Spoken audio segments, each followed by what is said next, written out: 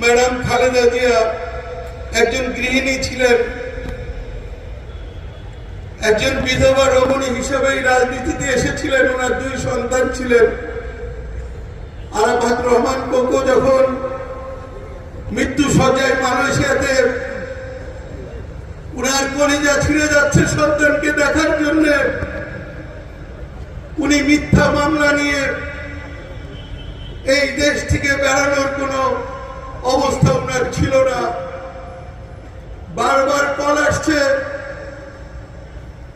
Madam Khaleda Zia ডুকরে ডুকরে কেঁদেছেন, কিন্তু সন্তানের কাছে যে কপালে হাত রেখে বলতে পারেন নাই যে শোনা তোমার শরীর কেমন আছে। উনি সেই মা।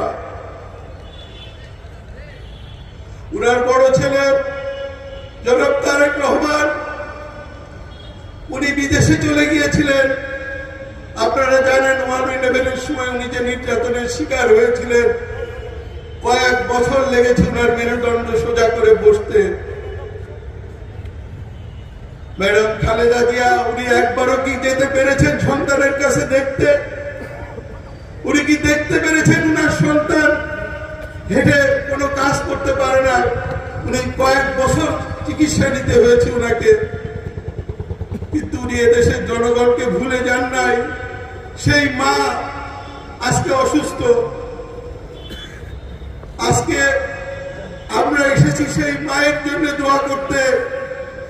আজকে এখানে আলেম ওলামারা আছেন, এখানে কম করে হলেও 150 থেকে 200 হাফেজ আছে, তালবে এলেম আছে, মাদ্রাসার ছাত্র আছে, মুফতি আছে, শাইখুল হাদিস আছে, অনেক মানুষ এখানে আছেন।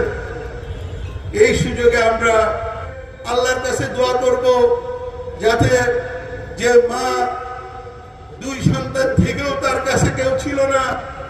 আমাদের বারবার আমাদের নেতারা বলছিলেন উনি আমাদের মা, লক্ষ কোটি সন্তান ওনার। উনার জন্য আমরা আজকে দোয়া করব উনি যেন সুস্থ হয়ে আমাদের মাঝে আসেন। যে গণতন্ত্রের জন্য, যে ভোটের জন্য উনি কারোর সাথে আপোষ করে নাই।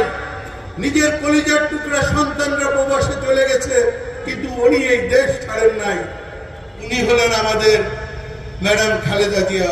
আমরা সৌভাগ্য যে উনার জন্য আজকে আমরা দোয়া মাহফিলে এসেছি। আপনারা সবাই মন খুলে দোয়া করবেন। আপনাদের চোখ বন্ধ করে যার যার মা অসুস্থ সবার জন্য দোয়া হবে।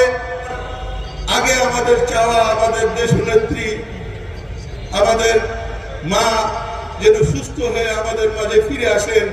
এই দেশের গণতন্ত্র, এই দেশের গণতন্ত্রের সুবাতাস, ভোটের অধিকার উনি যেন দেখে যেতে পারেন।